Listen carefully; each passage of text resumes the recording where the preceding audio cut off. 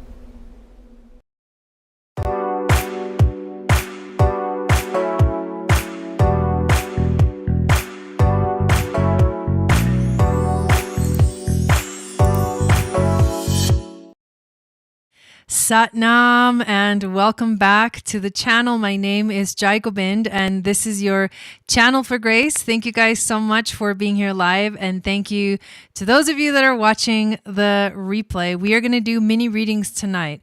So there's only one person on the list so far, so the list is wide open. So if you want a reading tonight, please get on the list. We are going to be basically just going in order as people get on the list. And if you're new, the way that this works is you can choose from looking at your human design or your gene keys or your astrology. And within astrology, I can do quite a few things. If you're not sure but you have a question, then I can help you kind of determine which chart would be cool to look at. Also intuitively, what I feel might be the best for you. And then the other option is you can do a tarot and oracle reading as well. So let me say hi to everybody that's here right now. Hello, Melanie. Hello, Mindy. Hello, Raven. Hello, Nelly. Welcome in. Did I say hello, Raven? I don't think I did yet, but hello, welcome in. We got Maria in here, and Kim is here as well. Awesome. So good to see all of you guys here. So before we dive into the readings, I want to thank you all for being a part of this channel and supporting this channel. Hello, Jeanette. Also, make sure that if you are following the channel, that if you are subscribed, that your notification bell is clicked on so you get notified of when I go live and when I upload videos. Also, I invite you to download my free moon astrology guide, which will tell you what your psychic gifts are based off of your moon sign. It's also going to enter you into my email list, which is the best way to stay in contact. I send out a weekly moon magic report, which is the astrology for the month, for the week, I mean. If you want the astrology for the month, though, you can join the Starseed membership, which is an amazing community of people who just want to honestly have someone to talk to when things are going crazy in the astrology. And to understand all of the different transits that go on throughout the entire year, season by season, as the sun moves from sign to sign, one of the things that I love the most about the Starseed membership is that we connect it with the starseed energy, the starseed markings, so the star families and the star beings and the archangels. And also we connect it with the ancient Atlantean wisdom and philosophy, which is what I teach, the sort of channel from which I teach from in the Moon Goddess training. It's basically an ancient Atlantean mystery school, especially level 1, which will be coming up soon. I'm going to be announcing a link to sign up for the whole program for next year, for 2023, and I'm super excited about it. Hello, Rachel. Welcome in. I did want to make a little announcement before we dive into the readings, but our first person on the list is Maria. So while I do this reading, Maria, why don't you think about what you want to ask? And after I make this announcement, we can go ahead and start with your reading. So I'm going to do a little screen share. Give me 1 second so I can get the iPad to pull up. There we go. And the announcement that I want to make is that some of you may or may not know, I have actually a Aquarian astrology course. It's split into different modules, and the modules start with the basic astrology, fundamentals of astrology. Module 2 is the sun. Module 3 is the moon. 4 is Mercury. 5 is Venus. 6 is Mars. And my announcement is that our next module is now going to be happening. It's been a while since I've been able to really kind of jump back into this, but I'm excited because as things start finding their own rhythm, I've been really focusing on the Moon Goddess training. It makes it easy now to be able to fit, the Aquarian astrology modules in. So if you want to learn astrology, this is amazing because it's all beginner. Like you don't have to take one before the other. Although I do recommend on a basic level to take module 1 because that's the fundamentals of astrology. And then you can kind of jump around if you want to, or you can go in order of the modules, but you don't have to have taken the ones before to do this next one that's coming up. So the announcement is Module 7 is all about Jupiter. This is my course webpage. And when you click on the link in the description, or you go to courses.channelforgrace.guru, Guru, you can find and see all the courses that I have available. So Aquarian Astrology Module 7 is going to be happening on September 29th. That is a Thursday. It will be happening at 5 p.m. Pacific, 8 p.m. Eastern, and we usually go for about 2.5 hours, sometimes longer. I don't know at this point how long it's going to go, but it's going to be super, super fun. You can read a little description of it. There's a video that I recommend you watch. I recorded it a while ago, but it has to do with why it's so important right now to learn astrology. So what you're going to learn in this module is Jupiter's rulership. You will learn what zodiac sign and chakra Jupiter rules and what qualities he embodies in astrology and your natal chart. I'm going to learn ancient stories and mythology of Jupiter, the stories and mythologies of the ruler of the gods, who was Zeus, also known as Jupiter, and how he has been represented, embodied, and worshipped in ancient cultures, and why that's significant for us to understand in terms of astrology. We're going to learn about Jupiter in all of the signs, and basically go sign by sign, learning about what each one of them means when Jupiter is in each one of those. We're going to go into Jupiter in all of the 12 houses. So what it means when your Jupiter is in your 5th house, what it means when your Jupiter is in your 7th house in your natal chart. And so this whole course is meant to give you like deep understanding of you yourself, your own chart, but also other people's charts as well. We're also going to talk about when Jupiter goes retrograde through all the 12 signs, what that means, And then also what happens when Jupiter returns. When you have a Jupiter return, which happens every 12 years, it's a big deal. We're going to talk all about it and figure out what that means for you. And then based off of which sign that it's in your chart, it's going to be really revealing to you. This is a section that I love that has different things that people have said about me, how they've resonated with courses, all that good stuff. And then at the very bottom is basically where to sign up, or you can, there's also a button at the top, but the class is only $44. So I really hope to see you guys there, and it's already available and you can sign up for it now by just going to my website, courses.channelforgrace.guru, or you can link to it from my main website, which is channelforgrace.guru, and it's GURU. All right, here we go. Let us begin our mini readings. We have Maria first on the list. Raven says, I want to do the Jupiter module. I know I'm really excited about starting back up. Synastry, me and my niece. Okay. That's you. That's your niece. What karmic lesson are we learning from each other? Oh, your Jupiter return was last year. It was rough. It's actually supposed to be a kind of a exciting and positive thing. So I wonder if there was, last year was just kind of a heavy year in general. So, okay, let's go ahead and start Maria's reading. So I'm going to pull up the charts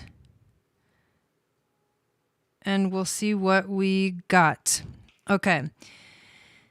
So if we got 424, 65, we've got 10:30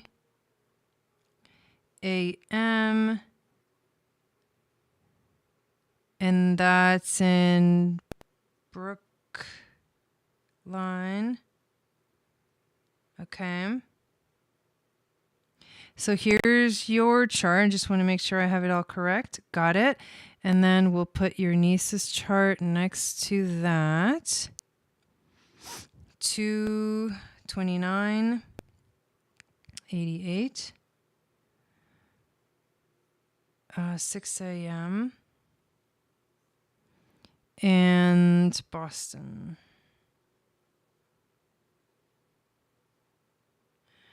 Okay. Gifts from the darkness. All right. I guess that could be true if you had Jupiter in Scorpio.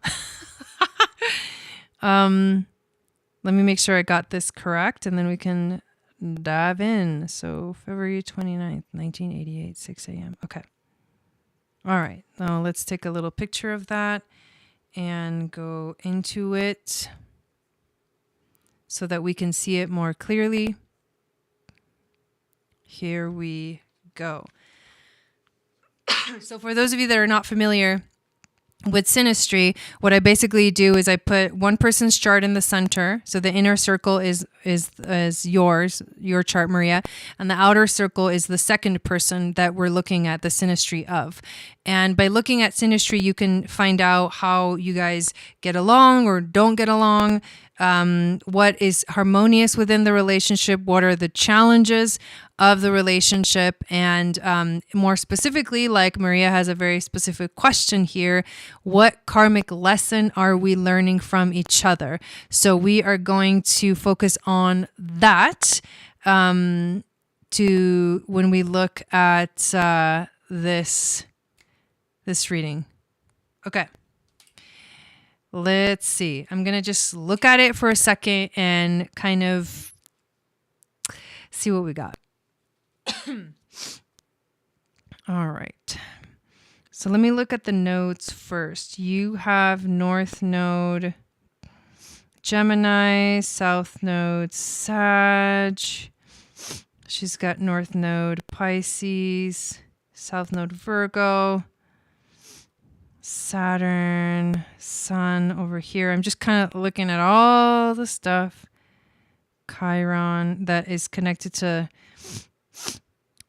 karma and then I'll expand on it. Where's her Saturn? Capricorn right there.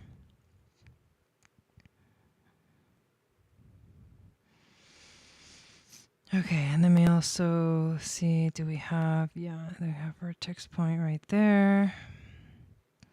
And a vertex point right here. All right. So the first thing that I notice from this chart specifically is that you having your North Node, your nodal axis, Gemini and Sag, and her having her nodal axis, Pisces and Virgo, they're actually making a grand cross with each other. It's not an exact grand cross. 16, 17, 18, 19, 20, 21, 22. It's not exact, but it's like the energy is there because these 4 signs are basically, they're 3 signs apart and they create this cross. So what this means is that basically your North Node is squaring her North Node, which is T squaring, like your nodal axes are basically T squaring each other. And the squares are challenging aspects. What this also means is that you guys are kind of going in like different directions, right? With your North Node in Gemini, you're here to learn more about kind of being here, being curious about life, being like in the happenings of life, being like kind of in the middle of everything. It's the opposite of like being on a expansive journey or adventure, which will expand your mind. And it's saying you've done that. So now you're here to focus a little bit more on the details and a little bit more on finding knowledge, like wisdom and knowledge. It's kind of more of an intellectual energy. She is here with her North Node in Pisces, South Node Virgo. She is on a spiritual journey. And that we often like to think of spiritual journeys as, oh, it's like this beautiful thing, but now we know better, right? We know that it.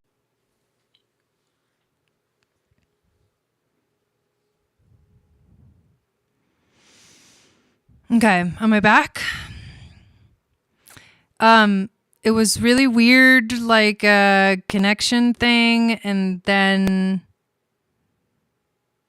everything, the computer didn't turn off, but the Wi-Fi, it was like, there was a bleep.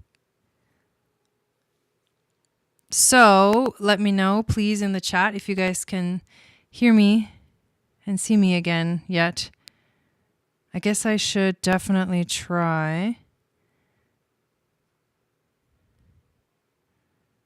Yeah, let me know in the chat because I actually don't know yet if you guys can hear me and see me now. I mean, I think you can. Yeah, okay. And I did see, Rachel, that you got on the list. Okay, so let's hope that doesn't happen again. If it does, I'll always just try to come back. So I apologize for that. That was like really weird. It almost felt like the power went out for a second, but it didn't. And it was like really weird. No, it definitely wasn't you. It was weird. I've never seen that happen. Okay, thank you guys for confirming.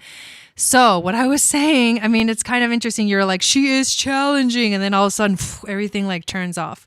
So what I was saying about her North Node is that she is here on a spiritual journey. And although we can often say, oh, that's beautiful, a spiritual journey, we kind of know that being on a spiritual journey is, yeah, exactly right. Like being on a spiritual journey is actually a very challenging thing. The reason is because it's boundless, and there's a lot that kind of calls you, asks you to evolve. And that means that you have to have challenging experiences that ask you to evolve. So that's what I'm seeing. First of all, it's like this kind of, you guys are just on different journeys altogether. So it's not necessarily like karmic. It's just that there's different paths, so it may not be something that feels aligned, or like I'm supposed to, like a soulmate kind of frequency. Like it just, to me, it feels like very, very different journeys. Okay. So that's in terms of the nodes. The other thing that I did see, and this is where it kind of does start to speak about karma, is when we look at Saturn. So your Saturn is in Pisces, and her sun is in Pisces, and they're conjuncting. And Saturn is the lord of time and karma. So this is a karmic connection. Saturn and the sun is a karmic connection, because it does point to, this is a relationship that somehow, even though by looking at the nodes, we're just kind of seeing everybody's going in a different direction, somehow there is something that you are each learning from each other, because this is a bond. Saturn and sun is like a strong bond. And obviously it's almost like for her, in her, spiritual journey, that she's also a Pisces sun with her north node in Pisces. And you having Saturn there, Saturn is the teacher. So in a way, you are her teacher. And I'm not saying like, sometimes we literally, a Saturn teacher is like one of the most difficult teachers you can have, because the Saturn teacher is the one that like basically shows you everything, like what Saturn does. It's like it shows you everything that's wrong.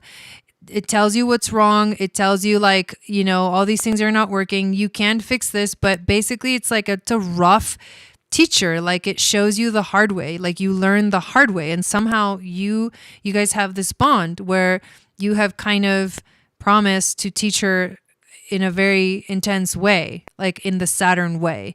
The other thing that's really interesting though, is because your Chiron is also there in Pisces. So you are here to learn about your own spirituality and your own divinity. And this is her journey in this life. She's going towards her spirituality and towards her divine journey here. And in a way, it's almost like you have to surrender to this energy of Pisces. Pisces is boundless. It's infinite. And the more you try to control it, the more it's not going to be controlled. This is boundless, right? So you're learning to find your way back to your spirituality, or reconnect with your spirituality or your divinity in this lifetime. And somehow her North Node is like showing you how to do it. So you are very much teaching each other in very powerful ways. I do notice here that her vertex is in Virgo, and you've got this Virgo stellium, Pluto being very, very much closer to it. And Pluto is also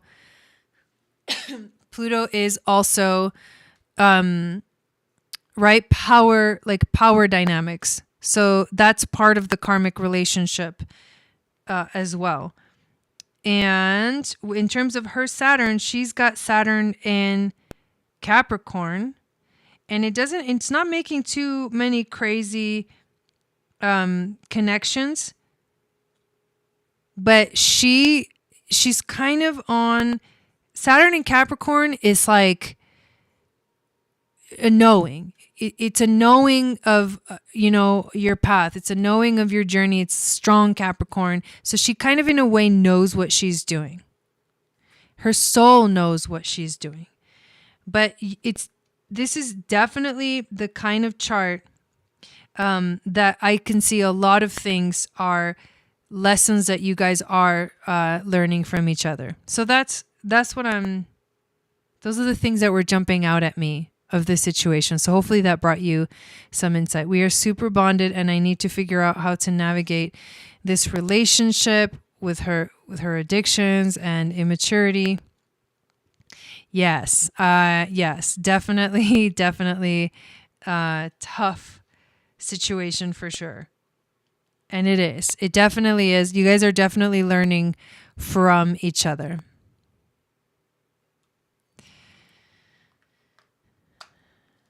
Yes. And the funny thing too is this. It's like there is an aspect of surrender.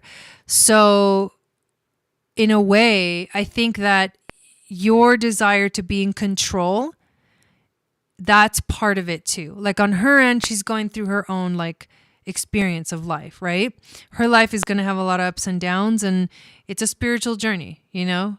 And the addictions too. She's also Pisces. So Pisces, it rules addictions. But then in a different sense, like when we look at your end of the spectrum, what's your addiction? Is your addiction, is it really that you want to help, or is it really that you like being kind of in control of like the situation in some way, shape, or form? And maybe that's like you're having, this is your healing journey, Chiron and Pisces. You have to learn to surrender, and she has to learn her lessons. So just something else that kind of came through. But thank you. Yeah, and you're welcome. So I think we have Rachel.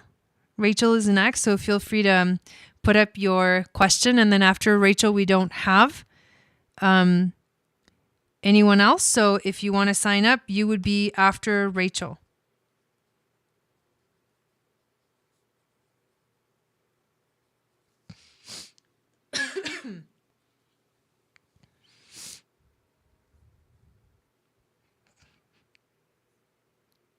Yeah, or the other thing too that I would say, Maria, is what is the tendency to allow the manipulation to keep coming back over and over and over? What is that about? Like, what's the tendency to like allow it to come back?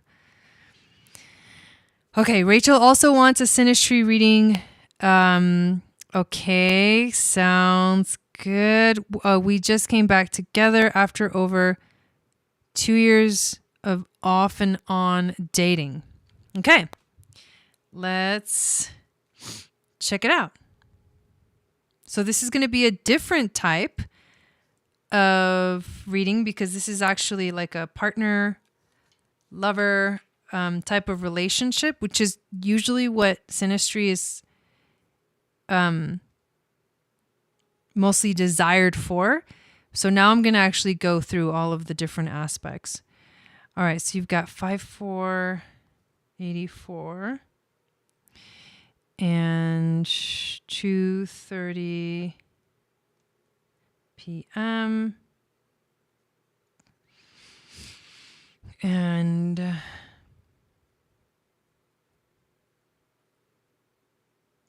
all right, there's yours.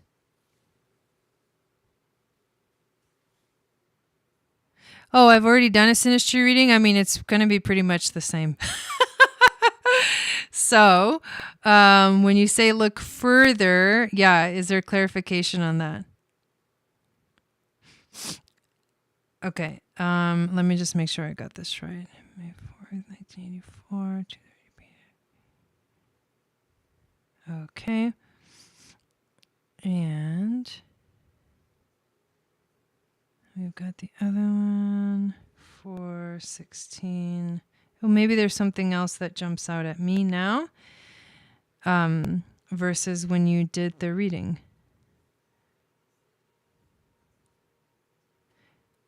So looking further, do you not know, is it not possible to, for the time? Or is it that you just don't know it, or it's not available, like at all? Okay, let me... Okay. April 6, 4/16/82. Okay. I'm going to do 12 p.m. Okay. And let's look. So if it's ever a possibility to find out the time of birth, it will give you a lot more insight. Because without the time of birth, we can't really say if it's... I would look at his birth certificate. So it would tell you the houses, the exact placement of the houses, where you can't get if you don't know the time. So that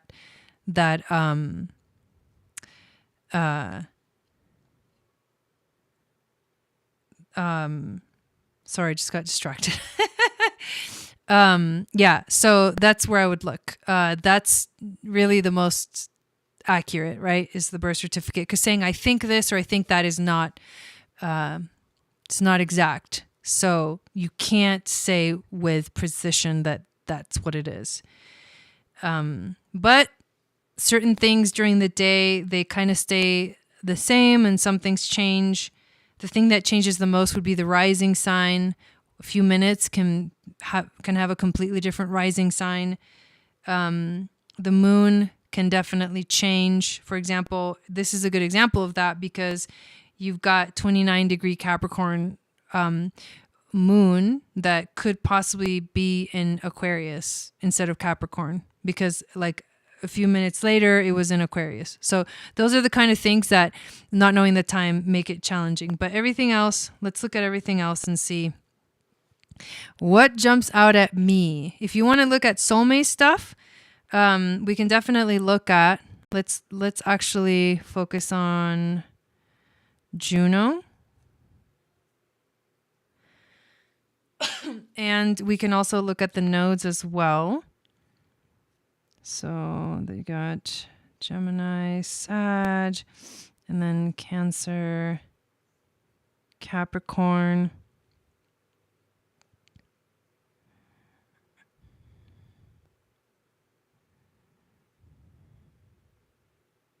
So I'm trying to cover the things that I didn't cover, like going into more of like that soulmate question that you have. I'm gonna jump off of the main things and go into this since you have that specific question. So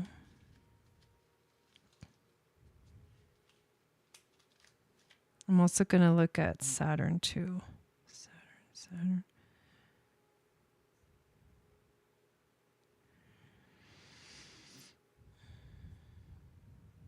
Okay.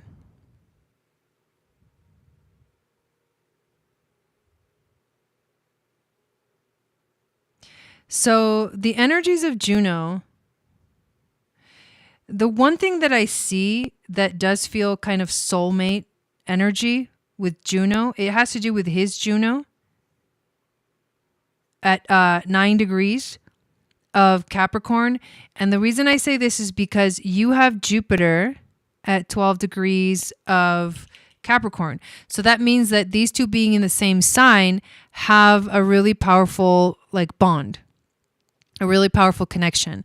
The cool thing about this is that basically in mythology, Juno is actually the wife of Jupiter, and many twin flame astrologers, although I don't believe in the twin flame thing in the way that like mainstream whatever talks about twin flame. When I talk about twin flames, I talk about like the Merkaba and your bond, your relationship to your subconscious self, the personality energy and the design energy like coming together in a bond. And also basically your twin flames being the aspect of you that comes down into the earth, and then the aspect of you that reaches back out towards the universe. That's kind of how I look at twin flames.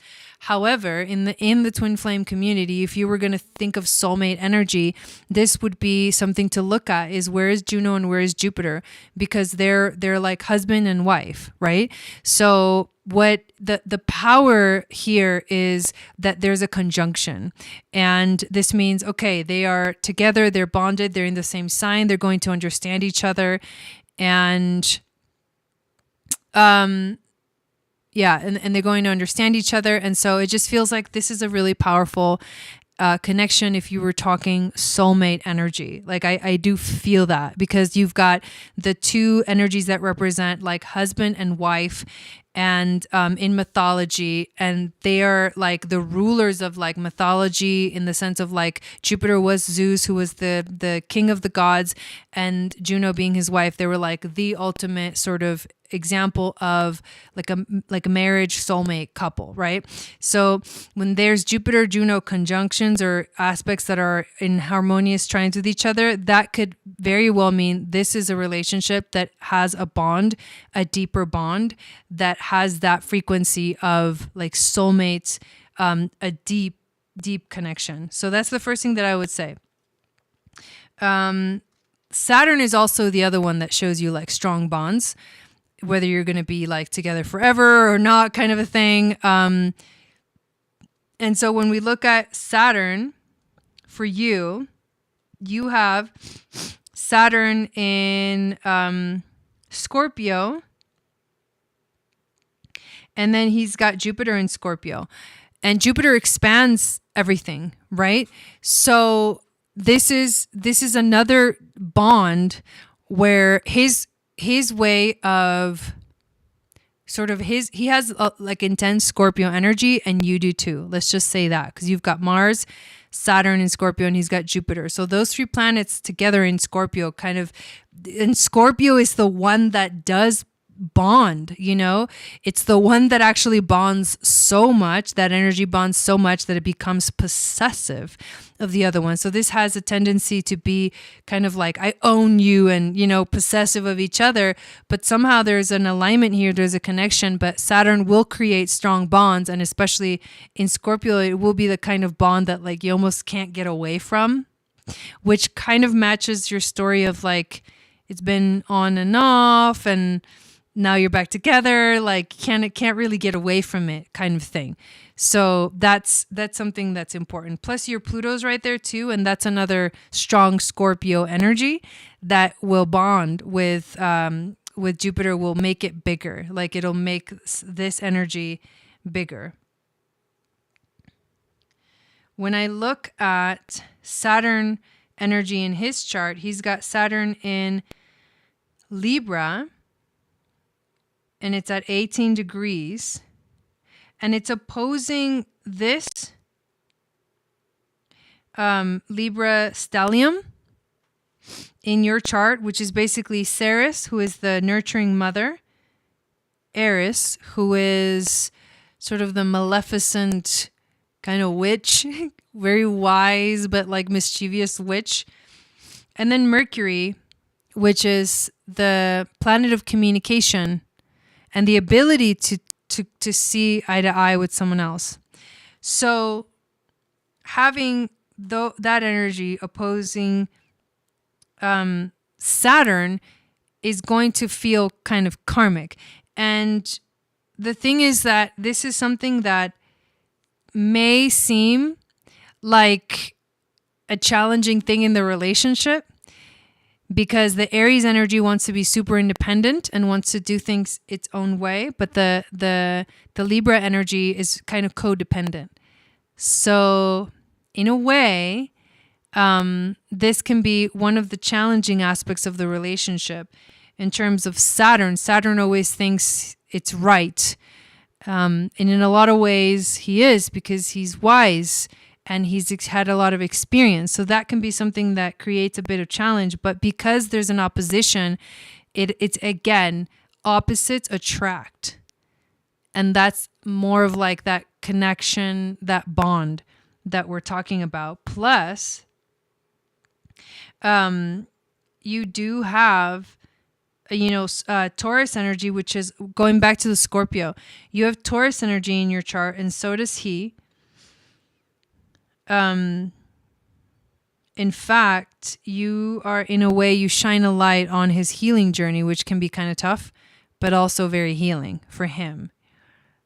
But the fact that you have Scorpio energy and he has Taurus energy, and then you have Taurus energy and he has Scorpio energy, means, again, opposites attracting, kind of a thing. There's a draw. There's magnetism. Yeah, between you two. And that magnetism brings you together for a reason. Our relationship's kind of independent, challenging for you for sure. So there's a lot of things. I would say the strongest bond, it would be that Jupiter-Juno conjunction. in this specific relationship, and a lot of things that magnetize and pull you guys into each other's aura and energy field that it seems like you can't really get away from. And that, of course, can cause like a lot of attraction that kind of becomes this strong, passionate fire, and then it can burn out. So there's got to be other things in the chart that bring harmonious energies, that one being Jupiter, Juno. That's one of them. The conjunctions, right? And the trines and the sextiles that will ease that intensity to help the relationship be long lasting. But I do see things here that definitely show that this can definitely be a long lasting relationship, and that there is healing that is happening as well at the same time. So hopefully that went a little bit further than the last time. I think it's really cool that, especially that Jupiter Juno, that's really a really cool thing to see in a chart, especially when you're looking for like, are we supposed to be together for a long time? Are we, what's the bonding that we're doing here? So there we go. Thank you. Thank you for getting this reading. Hello, Lynette. Welcome in. I've missed the live reading. What do you mean? You mean the ones I did? So I don't think anyone else got on the list. Obviously, like my whole thing is just doing crazy things right now. So the list is wide open if anybody wants to get on the list and do a reading. I am double checking just in case, but yeah. Okay. So we're good. We're good. I can always just chat and blab while we wait. If anybody does want to I'll give it a few minutes. But I was, earlier I was, talking. Oh, I get it, Lynette. I was talking, to my husband about how the energy lately has actually been feeling really kind of funky. Both of us earlier today had like it was weird. It was like a weird day. It wasn't the best. Let's just say. So how have you guys been experiencing your day, in the last couple of days? How has it been for you? We are in a dark moon. So that's important. This is a dark moon right now, and the new moon is tomorrow. So that's a good thing. But whenever the moon does go dark, it can feel really heavy. And it is a dark moon in Leo, which we just finished Leo season. And so there's a longing, I think, to like that fire that is like kind of going out or going in, directing the energy inwards may sometimes not feel so good. So thank you, Jai. So many knowledge nuggets. Yeah, you're welcome. And I didn't think about that earlier, but it's like this dark moon energy that can definitely feel a little bit intense. For sure. But I do appreciate you guys being here and hanging out. And it's been a long week too, right? So much crazy energy, says Lynette, this past week. It's been a long week. Like when you transition, this happens to me every time. When you transition from one season to another, there's always this like, and then, okay. We're in the new sign. We're in the new energy. And we went through that transition this week. And then almost right away, we're like going through this very quick coming into it.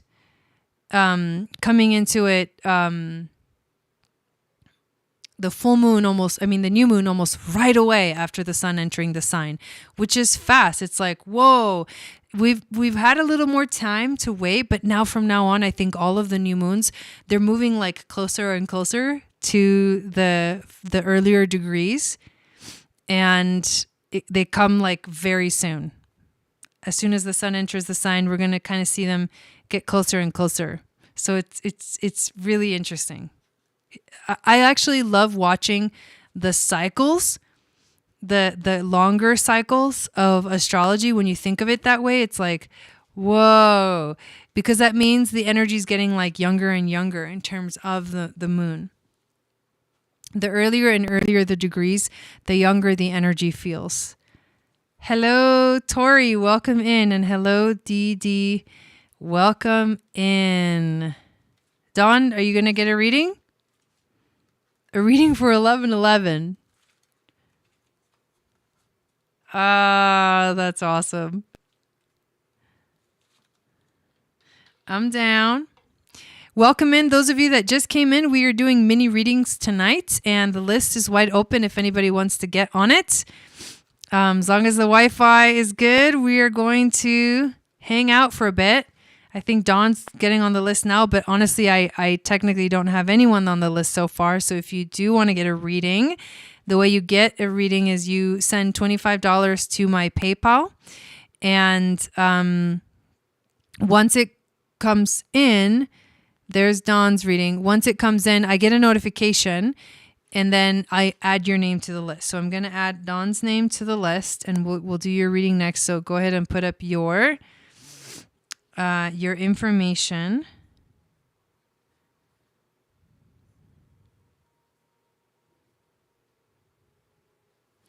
And you can choose from many, many different types of readings. You could look at your human design or your gene keys or astrology. There's many options. You can do tarot or oracle. Kind of like you're at the bar and you're like, you have a menu.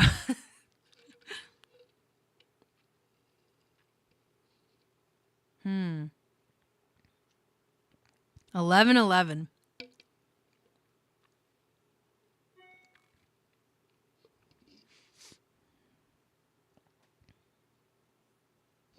My connection's being funky. So if it does like go out, I don't think it will. It's just going kind of in and out. So my video is choppy, but you should be able to hear me. I don't know. We'll figure it out. I'll let you know when it's your turn, and then that's when you put up your question in the chat. I don't even know what I was saying, but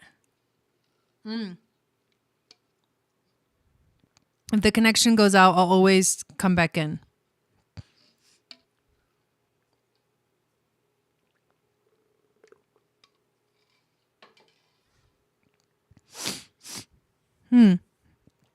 It's your turn, Dawn.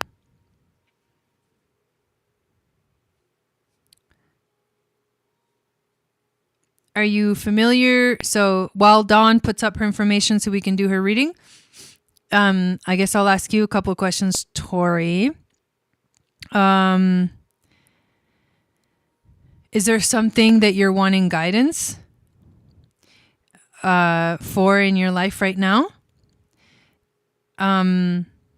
Something you want to understand a little bit deeper about yourself? And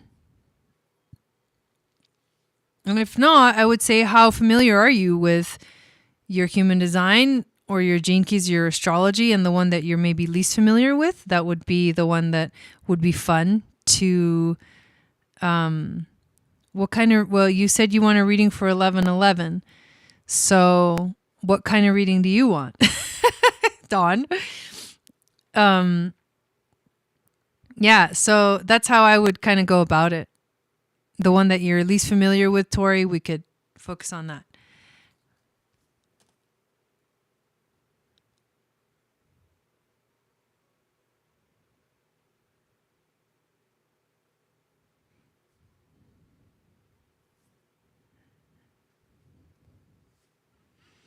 You don't need to be good at words. What is going on right now?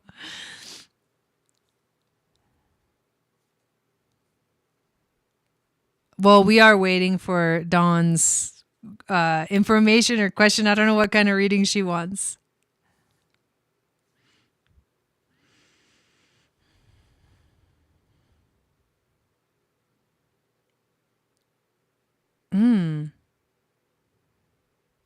That's what you want. You want a collective reading for 11/11.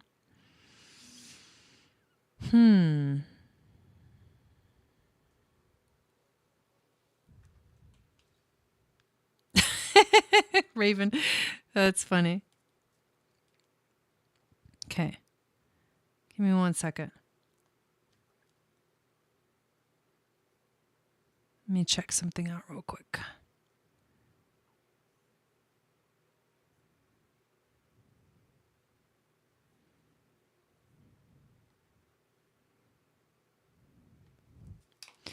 Honestly, what I want to do for this is to just look at the astrology of that day.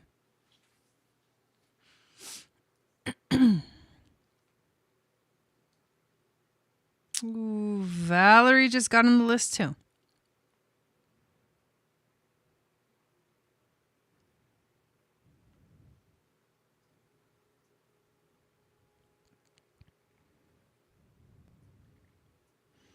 Got it, Valerie. I just saw that. Okay, so she wants collective, so she wants for everybody. She's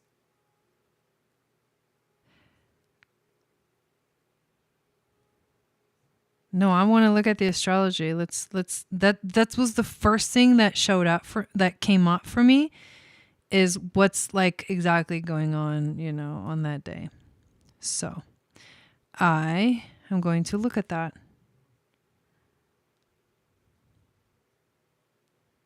So give me 1 second. Okay. Let's go back.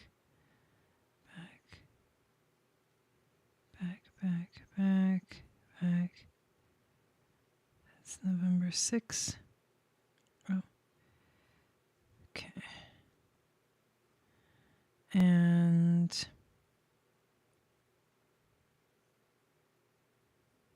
okay, so on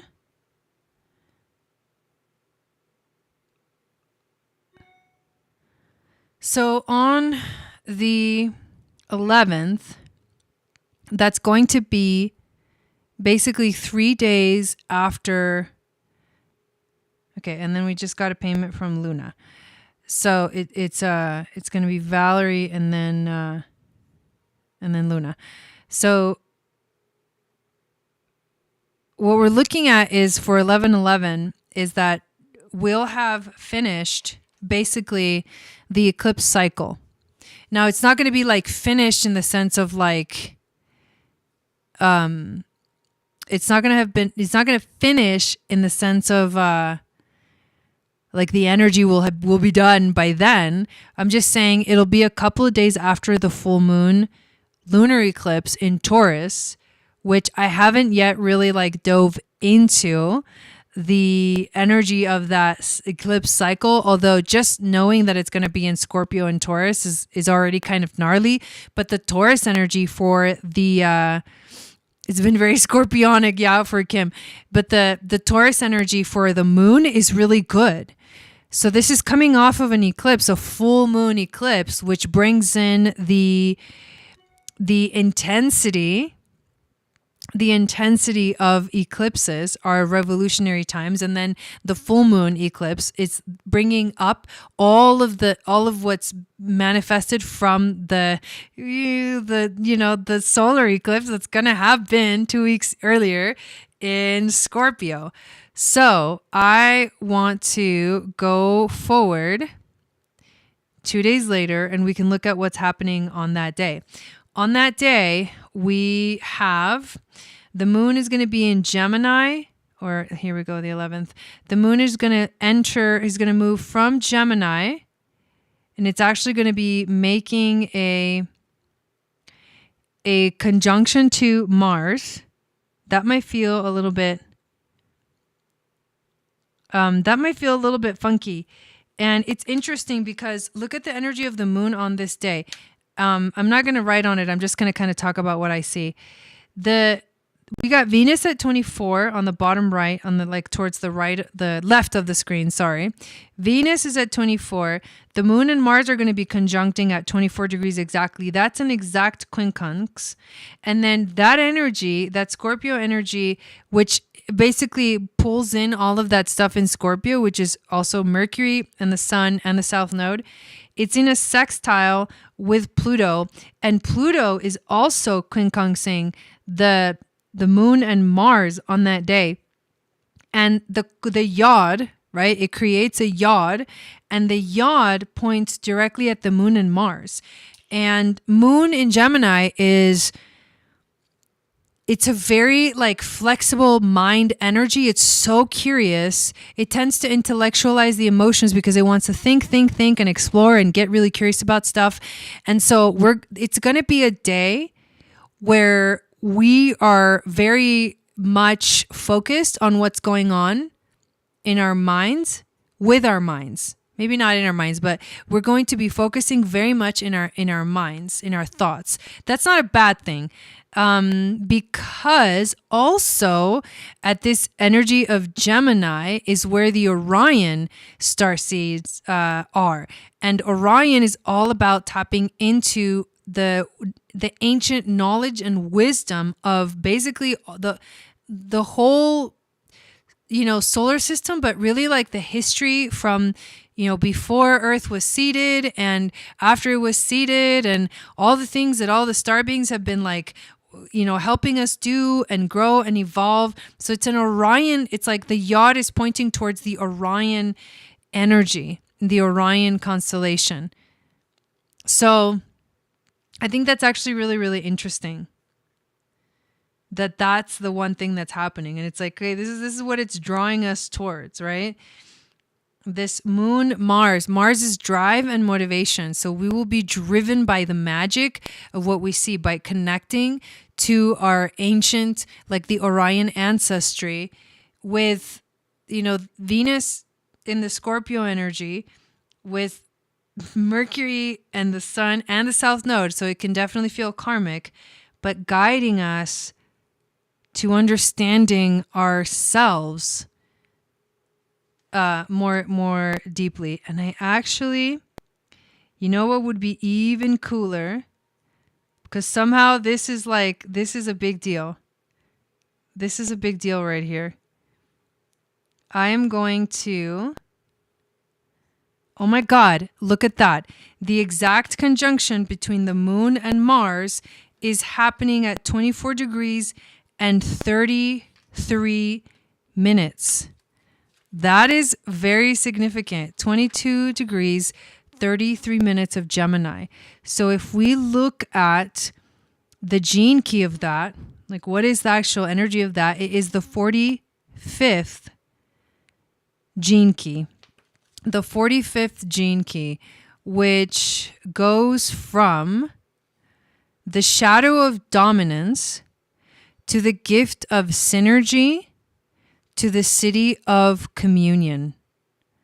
From dominance to synergy to communion.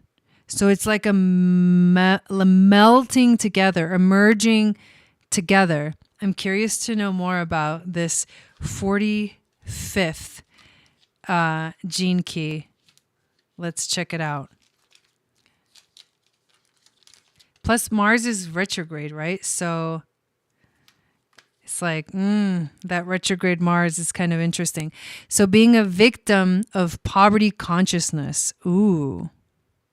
The programming partner is the 26th gene key of pride, artfulness, and invisibility. Stream of cooperation, working together, synergy. The ring of prosperity. Oh my God, I love that. Okay, and it's found in the throat, which is all about the manifestation. So Mars, that's good. Mars is the planet of drive and motivation.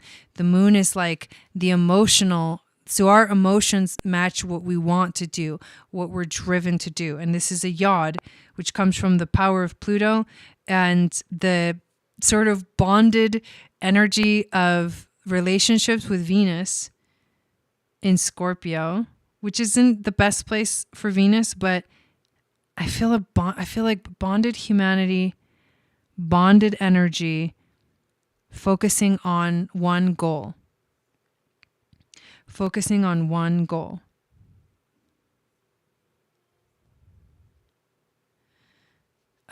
Let me look at one more thing. Okay, so the 45th gate in human design is called the gate of the gatherer, or gathering together. Dude. Gathering together? Huh. And then the connection to the 21st gate is called the money line. I think prosperity coming in from the ability to like gather in. This is a tribal circuit, which the role of the tribal circuit is to transform individual ambition into successful teamwork. Wow, that ensures protection and control, and to build balanced relationships that support and nurture each person's place in the community. Dude. Okay, now it's like, wow, that's exactly what we're going to be doing and setting an intention for the event, 11/11. Because Matthias said that this is the last event where we're focusing on the past. And from now on, every single event from now on, from this 11/11 on, is going to focus on the future. No more looking into the past. So transforming our individual ambition into successful teamwork that ensures protection and control, and to build balanced relationships that support and nurture each person's place in the community. Epic. So that's the energy that's going to be affecting you.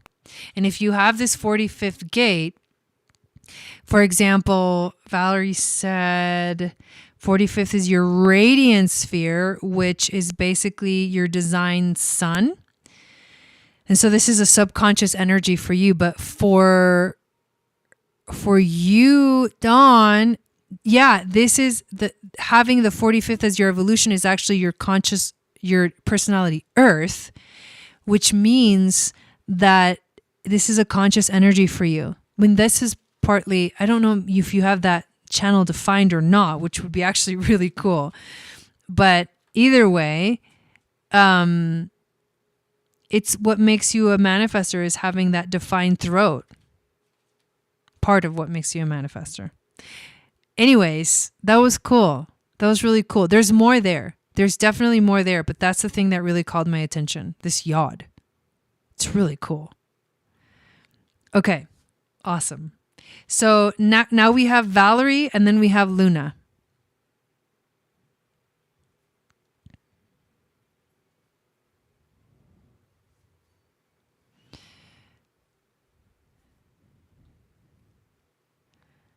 It is very powerful. It is really cool. All I know is my son is in the 15th gate. Human design has been literally blowing my mind. Ooh, tarot reading. Okay. So, what would you like to ask or know about?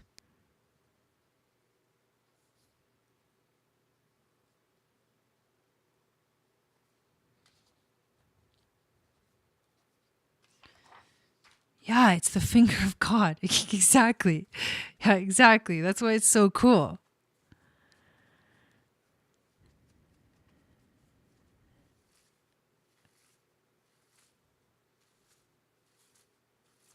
Okay, so we're going to do a tarot reading for Valerie. She's putting up her question right now. And then right after that, we're going to do Luna's reading. So let Luna... feel free to please get your information ready, your birth info. I think we should probably maybe look at your human design. That would be fun.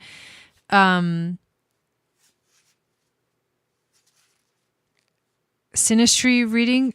Yeah, I can definitely do that. Although for human design, it's kind of like, I'll talk about it in a second, but okay. The death card is coming up in some readings to do with relationships or even actual death. Any insights from spirit? Got it. Would you prefer I call you Tori? All right, so let's see what we got for Valerie.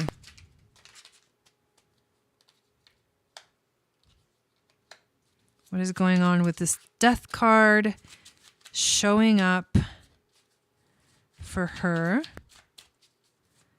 I don't really read the descriptions of the the payments. So if you ever leave notes there, it's likely I won't even look at it.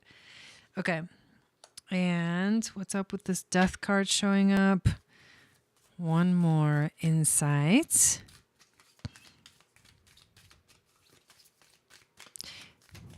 Yeah, I knew that. I just was calling you Luna because I like Luna. I like that name. All right. What insight? Okay. Why is the Justice card coming out so much? I mean, wow, I just said that. Yeah, no. The reason I said that is because the Justice card is here. So there's something about, I don't think so. I don't think so, Dawn. So the Justice card is the very first card that comes out. And so basically, like automatically, like when I see the Tower card, you know, showing up so much, and then the Justice energy comes through, it's like, well, something is coming back into balance. So the Tower card falls, or the Tower falls, obviously because it's a reset, things are ending, and there's a new beginning, but it has to do with justice. That's the first energy that we get. It has to do with justice. Justice is power wielded with both intelligence and impartiality. It is making decisions with all of the facts and accepting the consequences of any choice made. It is punishment of the corrupt and promotion of the deserving. This does bring harmony, balance, equality, virtue, and honor. And this, I feel, is really speaking to the Tower card. Why is the Tower card showing up? Because it's almost like a fated thing, like it needs to happen. It's like justice is being done, and obviously the experience of the Tower is never good, but knowing the higher purpose for it is actually what eases a lot of our insecurity and uncomfortability during those kinds of transits. So the good thing is that there is some kind of balance, the restoring of balance and harmony and equality coming into your life. And this is why the Tower moment is showing up. The challenge, okay? This is actually really cool. These cards have come up lately in the readings that I've done. So it's very interesting. What you get for the challenge position is the Hierophant. And in this deck, it is actually, if I can actually find it here, it is the white buffalo calf woman, or white buffalo woman. So she's a spiritual teacher. She's a spiritual guide. She's very Virgo. Like this energy is present here during this Virgo season. And I know you have a lot of Virgo in your chart, Valerie. So the Hierophant is a teacher. And the Virgo energy of the white buffalo woman is that she's like, here are the rituals. Here's how you do it. Here's the chanupa. This is how you use it. These are the 7 sacred rites. And so there was like this whole organization to the spirituality that came through her prophecy and through her coming to the Sioux. So the interesting thing about this is that is the challenge. It's like, the Tower card is the teacher for you right now, and it's bringing you in some way back into harmony to a ritualistic path or a routine path that is going to serve you. But if that routine or that ritual or that new rhythm that, you know, she's bringing in, the white buffalo woman is bringing in, it doesn't feel right to you, then you might resist the teachings. Like there's a very powerful teaching. It is a spiritual teacher to you in whatever form it shows up. It's a spiritual teaching, but there may be resistance. That's why it's in the challenge position. It's like, do I listen? Do I not? Do I trust it? Do I not? What does it actually mean? But so far, what this says is that I feel that it's very, very necessary for whatever this Tower card is to come down. The overall theme. Let's look at the overall theme. That might give us some some insight, is the Page of Swords. Page of Swords. Princess Parizadeh, Arabic folktale. The Page of Swords represents youthful intelligence. Princess Parizadeh uses her wit to succeed where others have failed. Her optimism intact through it all. Oh wow, okay. She is a harbinger of new beginnings and new ideas for herself and those around her. New ideas, new beginnings in the realm of understanding, communication. For you yourself, this is another thing that this Tower card is bringing. It's the ending. Well, I just heard the ending of old limiting beliefs, and they're replacing them with new ideas, new beliefs, new ways of thinking. So this is curiosity. This is truthfulness. This is tapping into a new understanding. A new understanding is the overall theme of what's coming up for you. Then you get the 8 of Coins. I don't know that I've ever pulled this card in this deck. It's kind of cool. She's sitting there and doesn't look very happy. She's got her foot. She's like making these pentagrams. This is so interesting. She's making pentagram like formations, but they're made with things that have thorns in them.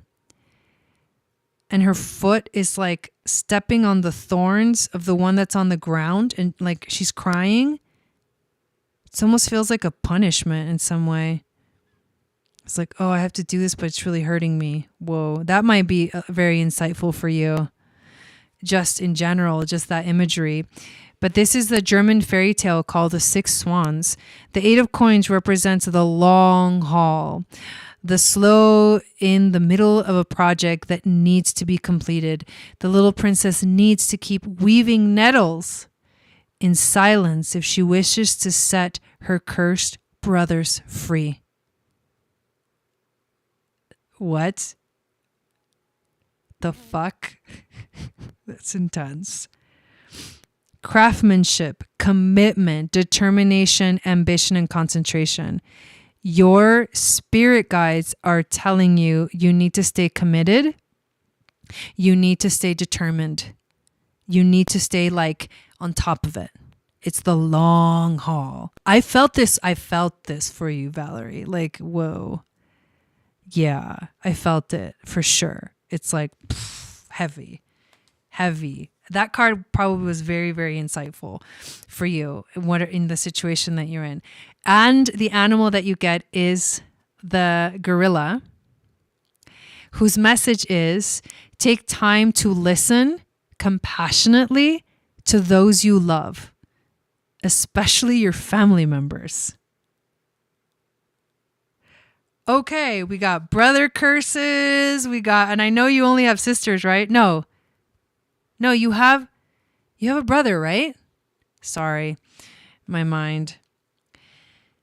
But family energy, dude. Like there's a lot of family energy in this reading. So I'm assuming that a lot of family stuff is coming up for you. And it kind of feels like, oh, there's a burden. It feels like there's a burden. And it's like, oh God, I'm like, I don't know. I feel the frustration. I feel you. There's resistance because it feels like this long haul. Yes, I remember. It feels like just this long haul. Anyways, I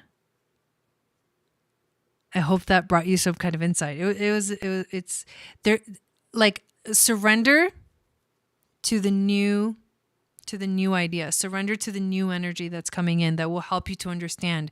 It's a mind thing that's coming in, helping you to understand things from a deeper level. Love that. Okay, thank you, Valerie. Appreciate that. Next we have Tori. So it is your turn, my dear. You can put your information up in the chat now. And if you would like to get a reading, somebody just asked, Momo's Happy Place, welcome in. Thank you for being here. To get a reading, send $25 to my PayPal. And once I get the notification, I will add you to my little list that I got going on here.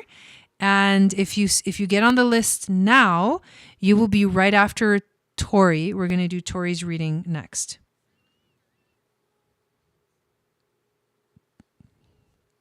All right. So would like to focus on or ask what possibilities are there for me? Let me think about this for a second.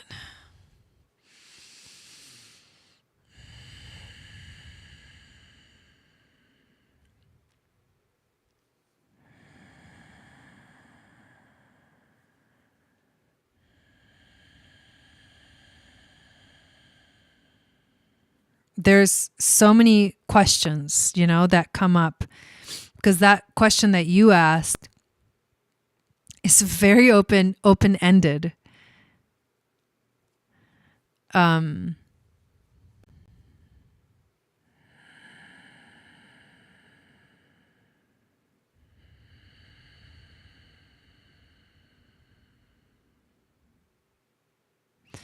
I, let's just seriously make it really easy. Pick a number between 1 and 4. Pick a number between 1 and 4. Just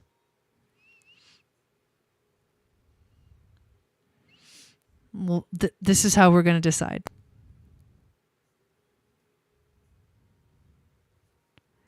No, obviously I wouldn't know. Pick a number between 1 and 4. Brown Beauty Tarot, welcome in. We are doing mini readings tonight, and the way to get a reading is to sign up through my PayPal. So if you send $25 to my PayPal, I'll add your name to the list, and then you will be called when it's your turn. You put your information into the chat, and then we go from there. Number 3. Okay, here we go. So let's see. This will be a surprise. Surprise. Okay.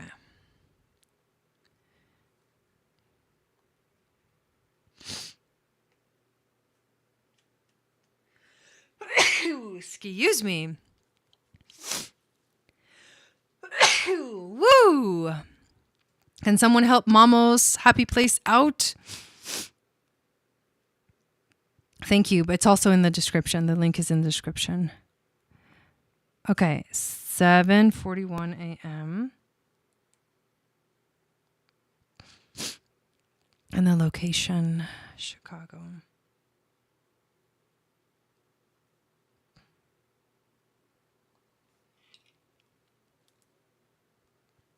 All right. Let me get a tissue real quick, and I will be right back.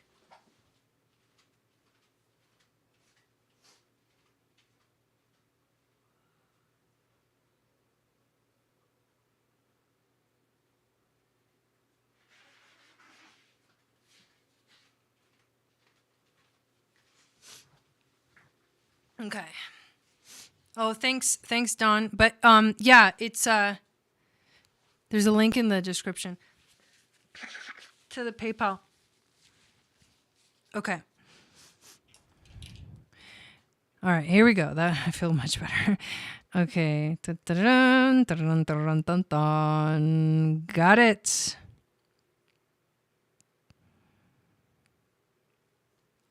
Okay.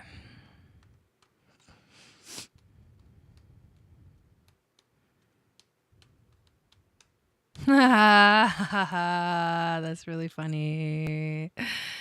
Okay. So,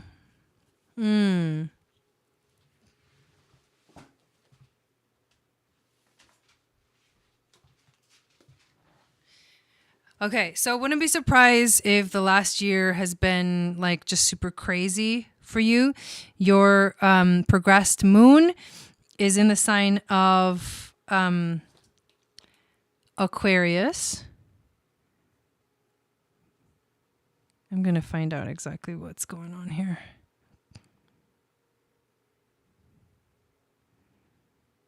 Ooh, okay. Sorry. I know I'm probably being obnoxious.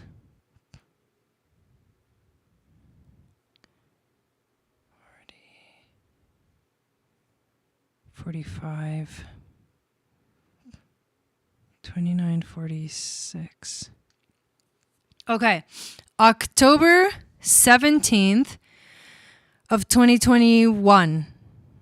What happened? See, what had happened was, I'm being serious though. October 17th of 2021 was when you had your progressed full moon in your chart. And it was the culmination of literally the last 14 years of your life. There was something that began. Let's go back and find out exactly when. 29-degree full moon. Tell me about it actually. What was 2021 like for you? 2021 and this year. What was it like for you? I'm about to have my full moon phase in Capricorn too. Kind of crazy. And I did have my new moon in Cancer. So my progressed new moon in Cancer. So I'm looking at the exact date because this might be actually very revealing for you.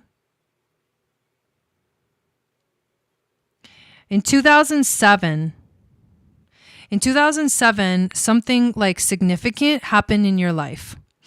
And it really kind of changed the course of your life. It started this new journey that was something that could have had to do with home and family. It was also some kind of a spiritual journey may have begun. Also, it could have been maybe your intuition came online, or you started to think about intuition or something that brought you closer to understanding your intuitive side. And since then, you have been doing a lot. There's a journey here. The journey has culminated this last year in 2021. It has reached its full kind of climax experience.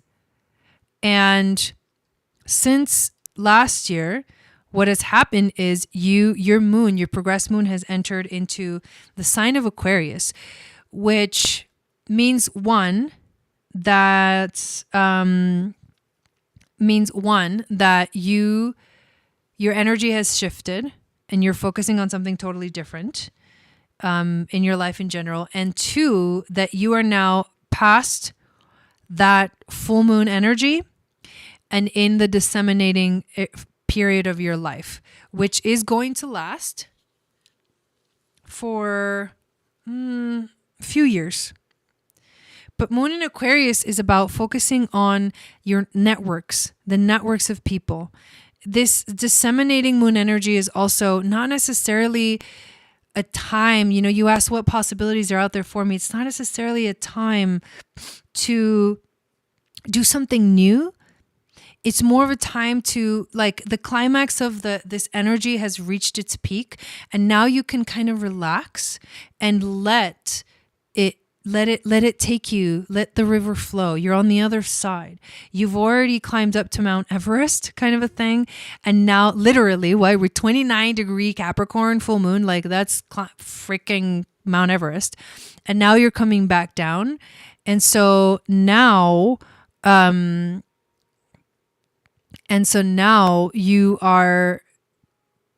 coming back down from that.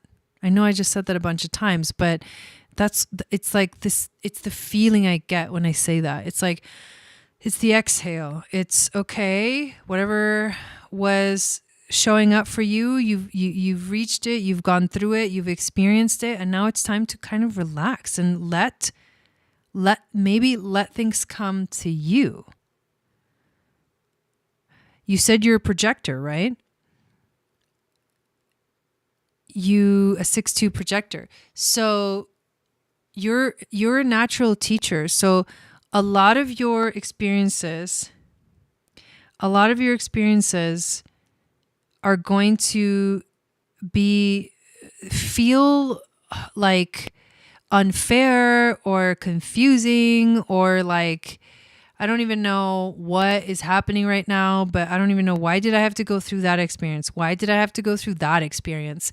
And then all of a sudden, you're going to get to a point where you're like, you're this teacher to other people, right? I guess my cue should have been... That's hilarious. Yeah. That's exactly the wording coming back down from that. It resonates perfectly. 2343 and 8-1. That means you're 8-1. That's the G center. Yeah. 43. And then, okay. So are you a self-projected projector? Is that what it says? Sounds like that's... So I feel like that's because if you have the 23, 43, 23 and then 8-1, that's the ajna, the throat, and the G center defined. So I think that makes you a self-projected projector.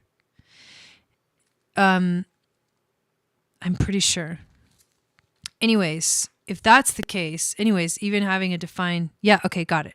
So that's interesting because you know who you are. You have this sort of defined identity within yourself. And the problem is that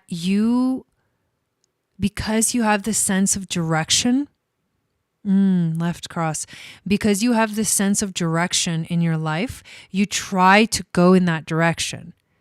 Because it's like you have this ability to be like, this is where I'm going. I'm being taken this way and I'm being taken that way. And I know I need to go this way and I feel it.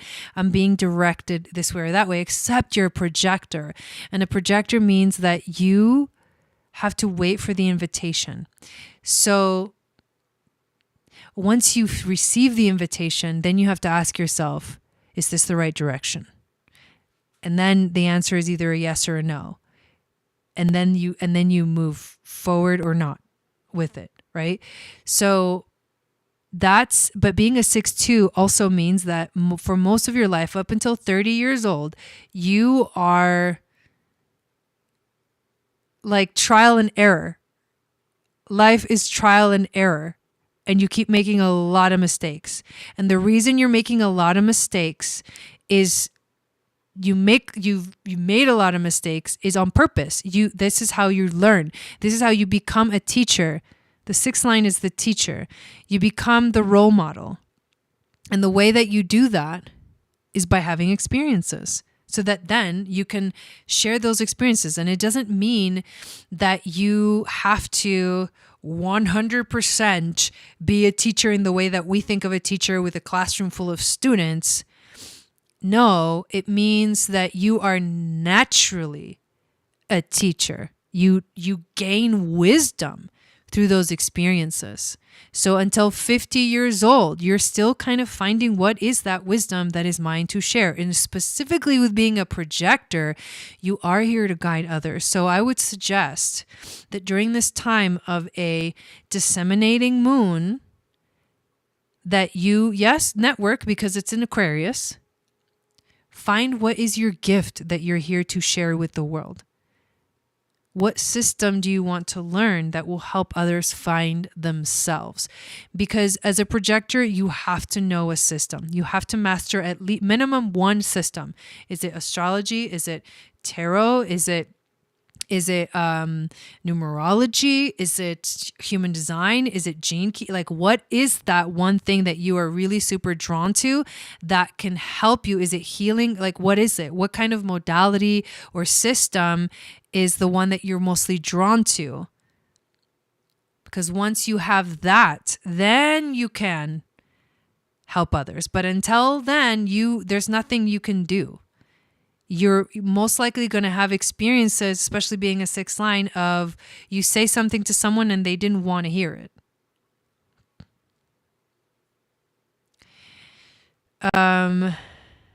It's weird because people expect so much when will I find that out? I'm really creative. Maybe it's like through art. Expressing your art. You'll find it, but it's important because you have the ability to see. You're a seer. Being a projector means you are a seer. And you have to wait for the invitation. So while you wait for the invitations to come in, you have to do what makes you feel the most comfortable, what you're really good at. There's something that you're really good at, like kind of masterful at, that maybe you don't consider it like a gift because it's so natural to you, but other people would not be able to do that. Maybe that's it. What do you mean no one is receptive around me? And what modalities are you speaking about? Yeah, when you align, exactly. And it takes practicing and being in your space. Meaning understanding your aura, understanding your design, understanding what you're here to do and what your gifts are.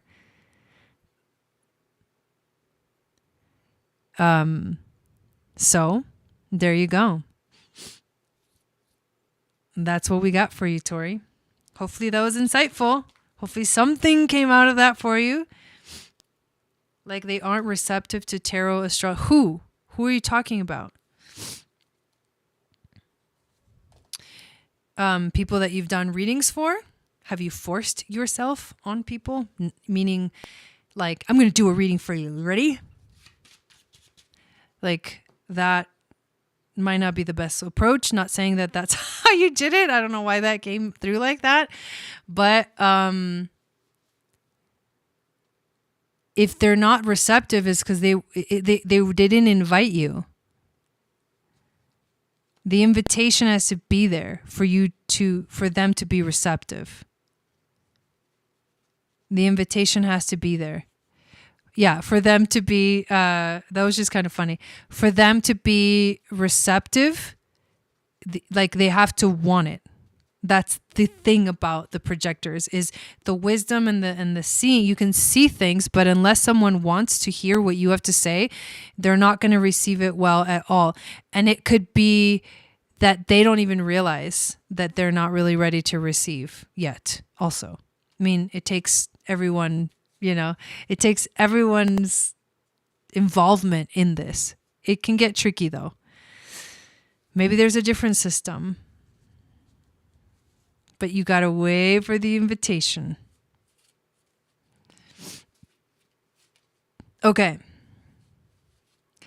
Here we go.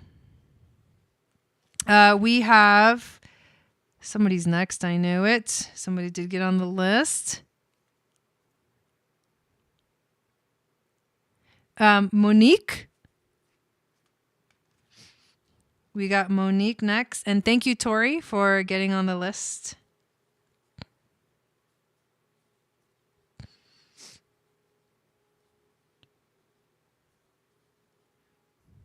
You're welcome.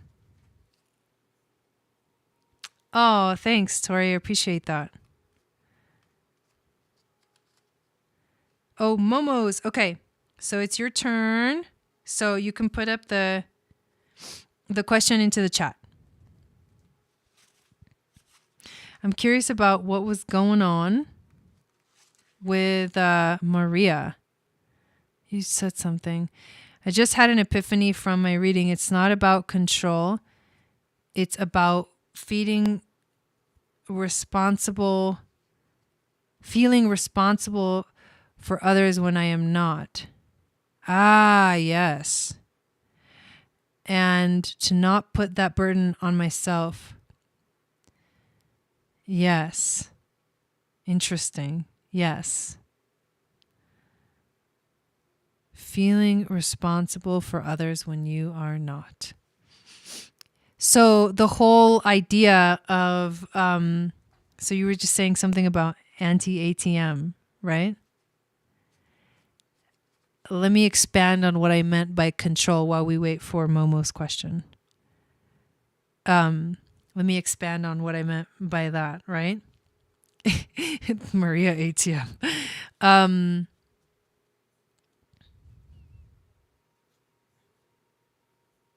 It's really interesting because here's the thing.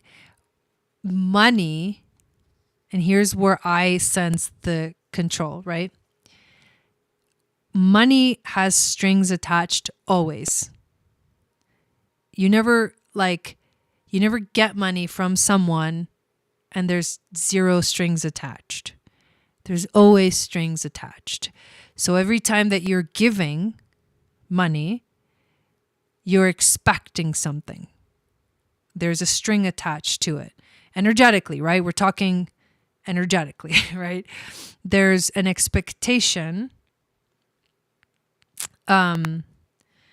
that something will be given in return. And maybe that expectation is, maybe this will help her. Maybe she'll get her shit together, or whatever the thing is, right? This will help her, bring things, together, and maybe she'll figure it out, and maybe she'll improve, and whatever promises she's making, right? There's like this string attached to it. And so the frustration too is that when you give someone money, and whether you believe there to be or not, there is, I 100%, I guarantee you, there are strings attached. It's an energetic bond. It's an energetic connection that you make with someone. And unless you truly let it go and say, I don't care what happens to this money, fully give without expecting anything back, or without there being any strings attached or expectations, unless you are giving in that kind of sense, if there's still some kind of expectation there, then what's going to happen is that makes you feel that responsible energy, oh, I'm responsible over you. It also gives you a sense of control over the situation that is totally uncontrollable in a sense, right? So that's what I mean by control. It's because the situation requires you to be in this, you have the upper hand. I'm the one with the money, or whether you have it or not, right? I'm the one with money, and somehow she thinks she can keep coming to you for it. So there's it's a two-way street. Yes, she's manipulative, and you keep giving her the money, or whatever the case is, right? So it's, what does giving her the money do for you? What does it do for you? That's what I'm kind of wanting you to go deeper into, because it really has nothing to do with her. It's, what does that do for you? And it looks like you came up with a very insightful thing about, it's because I just feel responsible over her. But why do you feel responsible over her? That's the other thing. Whereas that, I mean, go deeper and go deeper and go deeper. That's what's coming up for me. Okay, may I have an astrology chart reading as well as a little guidance with what's POF? Any insight? I'm guided to entrepreneurship, but feeling like I'm moving in the dark. Hey, Stephanie. Yes. We're doing Momo's reading now, and then there's nobody after her. So if you get on the list, you'll be after Momo. Oh, part of fortune. But I'm feeling like I'm moving in the dark. I am in a 12th house perfection year in Scorpio. I am a 3/5 generator. Gene keys 48, 21, 39, 38. Is that your activation sequence? My gene key is saying entrepreneurship, but never thought of it until I started learning the gene keys.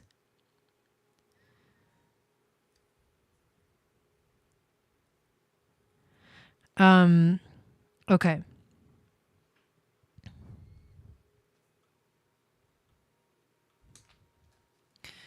Let's see what we got.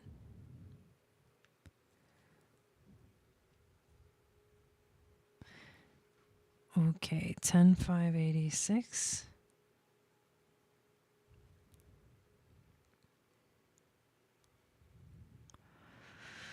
1229.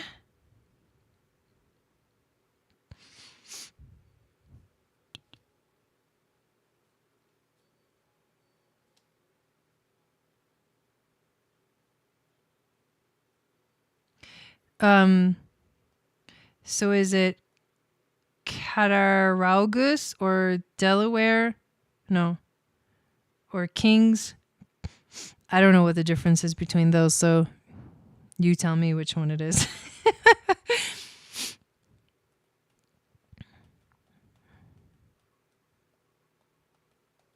Okay, so that's the activation sequence. It's 48, 21, 39, 38. Ooh, 38. The channel of struggle. Kings, okay. All right.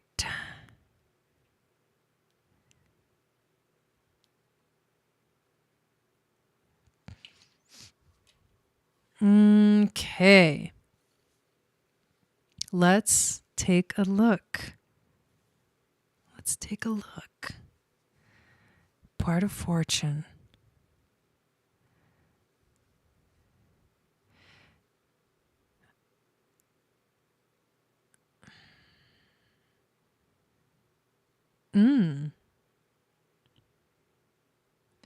What's really cool that soon you're going to be, well, before the craziness ends, after the craziness ends, you are going to be entering your nodal return, which is actually really cool, but that's not going to happen for, when is that going to happen?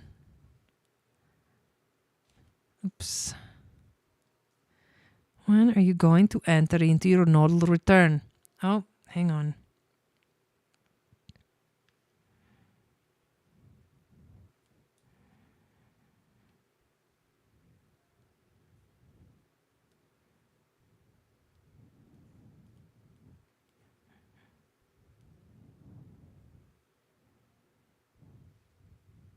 Okay. I'm gonna just check on something.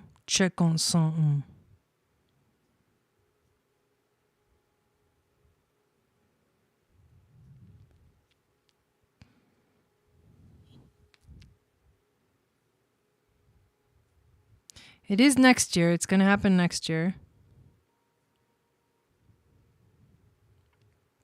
So July of next year, you're going to the North Node is going to enter Aries, and the South Node is going to enter Libra, which means you are going to be starting your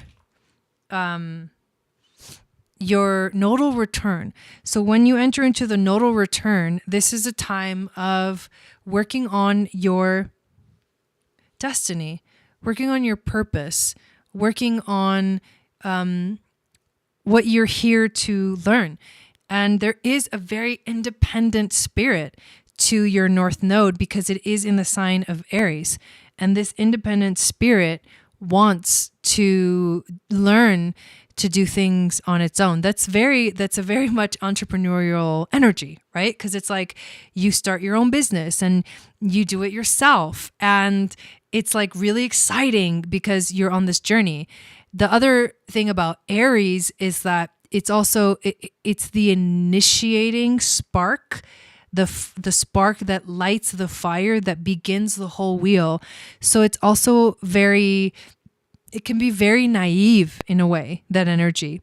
And so there's a surrendering to the impulse that you don't really know if it's going to go good or bad, like you don't really know that it's going to be the thing that works for you. And that Aries energy is such a beginning energy that it's like, it will, depending on like how the word ignorance coming through, but that's not, I don't mean that in a negative way. Depending on how tuned in you are to what is it about this specific Aries energy that I'm here to learn about will determine the success, you know? But when you have that nodal return, it's like, okay, it's time to work on purpose again. So what you're used to is maybe working with others, right? Because that South Node Libra is, you have a lot of, you have your sun conjunct your South Node too. So there's a lot of this, like, I don't know if I can do it on my own. I don't know if I can do it on my own. And it's scary because you have to, like, literally the Fool card in tarot he's like so excited about, you have to just trust blindly, have faith in your path, like have faith in your journey. And when you do that courage, right? Aries is a Mars ruled energy. It's the courage to take action. The courage to take action. That's what you're learning in this life. But that's also outside of your comfort zone because, of course, it's the North Node. And the North Node is outside of our comfort zone. So, but the nodal return will help you to, like, dive into this energy a little bit more. But right now, you are still, what you're working through right now karmically is relationships, deep emotional ties to people, power struggles within your relationships. You're needing to let go. Like, there's weight. There's weight right now. And it has to do with relationships, karma that you're learning. You're left angle. So that's a heavy kind of load because what you're doing in this life is actually, you are working through karma from past lives. You're figuring it out. You're resolving it. But it also means that this life is very karmic for you. Right now, relationships are like where that karmic focus is. Connections to people, emotional ties, like that possessiveness. You got like Venus, Moon, and Pluto. Oh, and Mercury too. So that's what you're working on right now. This could also be karmic relationships with just like acquaintances, like people that you're not really like super, it's so weird. You're not like super into or connected with on a deep level, but at the same time, it's karmic. It's like, whoa. So a lot of small things that are like big deals.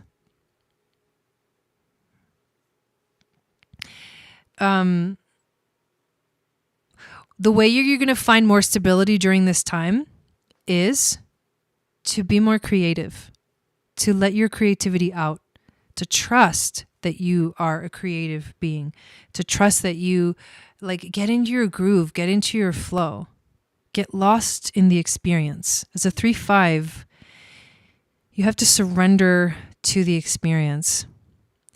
And what makes you feel satisfied in life?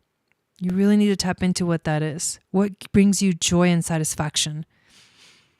Because that's the key to this whole entrepreneurial thing, is if it is not something that makes you feel like that joy and satisfaction in life, it's like you're going to be going uphill. Like it's going to be a battle instead of a beautiful expression of the life force coming out through you, channeling through you.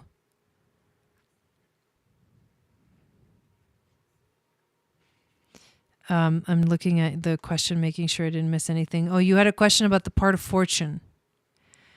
So the part of fortune is it's kind of a place where like fortune kind of does come in, where it's kind of like you're good. This is the good luck. And you have it in Capricorn, which means it's business related. So you have the possibility of, like, if you start your own business, having good luck that comes with it. But the key is it joyful and does it give me satisfaction? If not, then it's not going to work out. That's basically what that means. So let me see what else we got going on over here. I'm trying to see if I missed any comments of yours. Is there anything else? Is this resonating for you? I mean, honestly, it's like kind of putting it all together, right? Putting all the pieces together.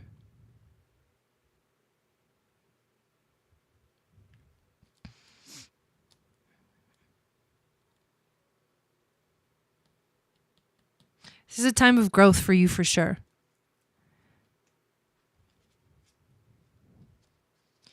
Your part of fortune, yes, it's in the first house. But this is definitely a time of growth for you. Growth and expansion is for sure what I see in your progress chart.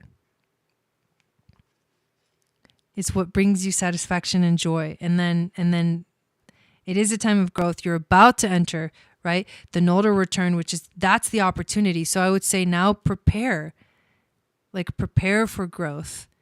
But the main thing for you as a generator is that's joy and satisfaction. All right. Beautiful. Thank you. I'm glad. So glad. Okay.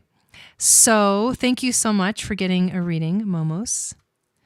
And next we have, I am checking real quick, Stephanie.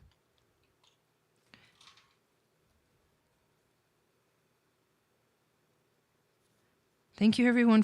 Are you guys having fun? I hope you guys are having fun.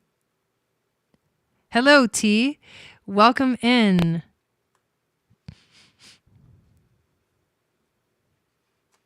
Yeah, right? Me too. Yeah, totally. The Akashic Records. Well, I do have an Akashic Records certification course. It's called the Moon Goddess Training. The next one starts in 2023 in January. I'm going to start promoting the hell out of it coming up. And it's basically a year-long program. And the goal, so at the end, you become like level 1 is like the ancient Atlantean initiatic path. So Thoth, sacred geometry, all those energies, ancient Atlantis, the path of the temples through Egypt, all of that is part of level 1. Level 2, we go deeper, and then we cover the activation sequence in level 1. In level 2, we dive deeper into the Akashic Records, having our own individual journeys and learning how to actively interact with the Akashic Records.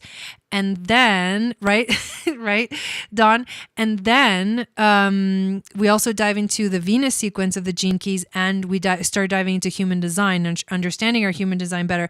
And then level 3 is the actual Akashic Records certification, but we also dive into our Pearl sequence, which is literally how do you brand yourself? And it has to do with prosperity. So just in case that resonates with you, I'm just going to kind of throw it out there. Here we go. Stephanie, human design reading, please. Ooh, how exciting. How exciting. Okay. Let's check it out. So I am going to share the screen here. Here we go.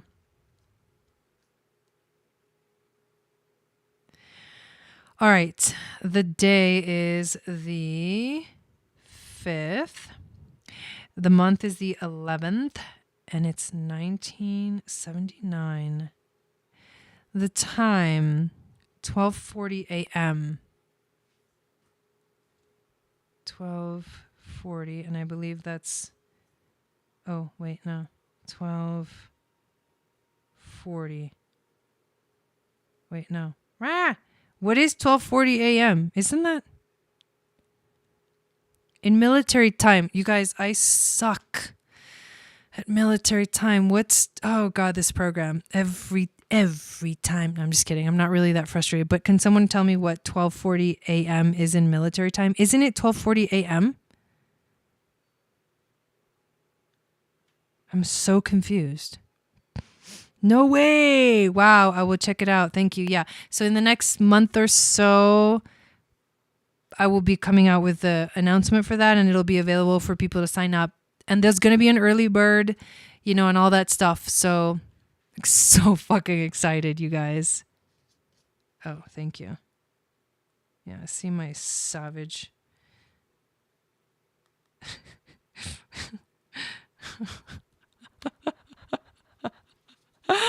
I'm sorry. This is hilarious. Okay. I am officially laughing at myself. So it's 0040. Okay, got it. Perfect. Thank you.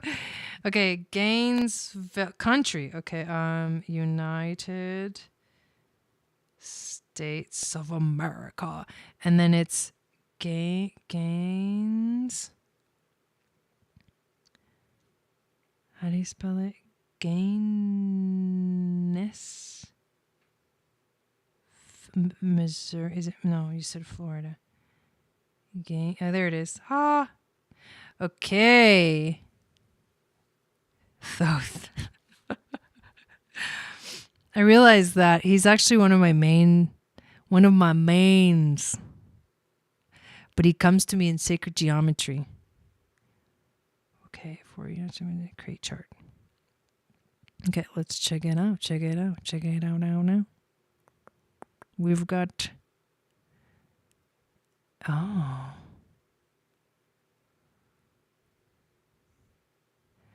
Okay, can I just tell you, why isn't it showing it on the screen? What happened? Hang on.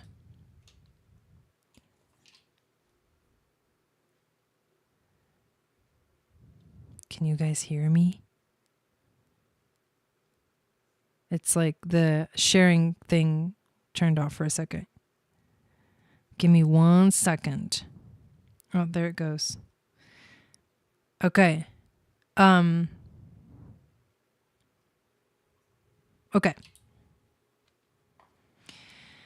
So, 5-2 emotional generator.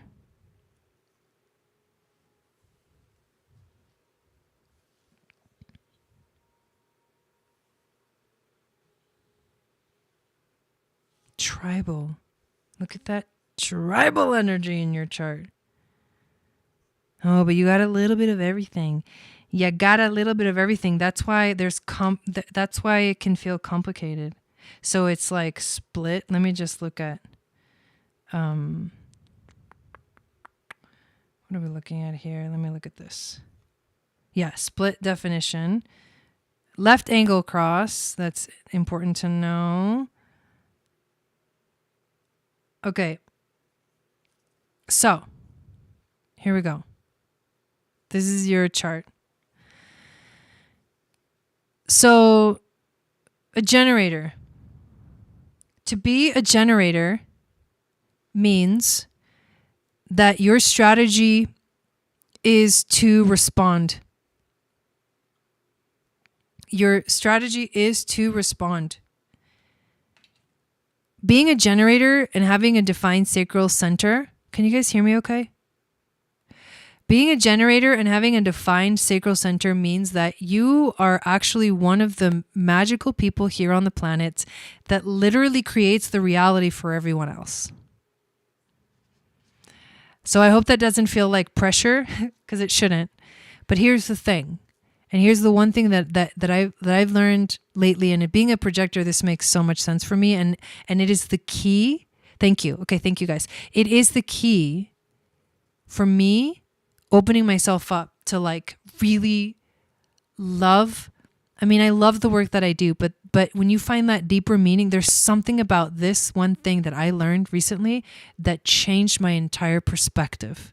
It brought the compassion into the work in a way that I have never experienced it before.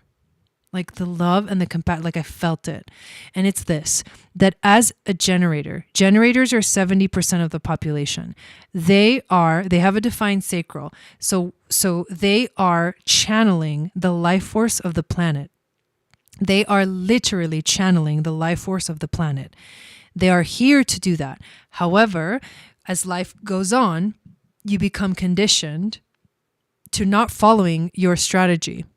You become conditioned to like initiate things when you're not supposed to initiate. You're supposed to respond to life. For example, something something happens and you're like, oh, oh God, like you start making all these sounds like, oh my God, like, oh, that's amazing. Yes. There's a big body, like your body tells you yes. And then there's moments where you're like, and that's your body telling you no. That's the sacral center and how it communicates to you. When you are not listening to that thing inside of you that says this is a yes and this is a no, this means yes and this is no, you'll be frustrated. And the reason you'll be frustrated, because it's like literally the earth is going, oh, I didn't give you this life force for you to do that with it. So you will feel the frustration of the planet. You're not living in your design. That's the frustration of the generator. Yes, it has to do with your own individual life, but you are 70% of the population. So when the generators heal and they start to live in satisfaction and joy in their own individual lives, you will literally heal the planet. And this is why the projectors came around in 1781, because now it's time to organize the energy. Like we received, the download, but now the projectors are here to guide. Like let's direct the current this way. Let's direct the current this way. And a huge part of what the projectors are here to do is to guide the generators towards finding their satisfaction. That is how important it is for you to find your joy and satisfaction in your life as a generator or a manifesting generator. Because it is up to you. You will save the planet by following your own joy and satisfaction. Other things that I noticed. So I know you, right? I mean, I don't like know you, but I've been working with you and through the programs like for a while. So I understand, and we've done one-on-one sessions, your energy. I can like tap into you and your frequency. And the one thing that I want to tell you that's coming through is that you don't trust your intuition. You don't trust, you get moments of clarity that come to you. And here's the dilemma in your chart. You have a defined solar plexus, and that's actually your authority. That will override all other kind of intuitive things that come to you. But there's this like dilemma, because you also have a defined spleen.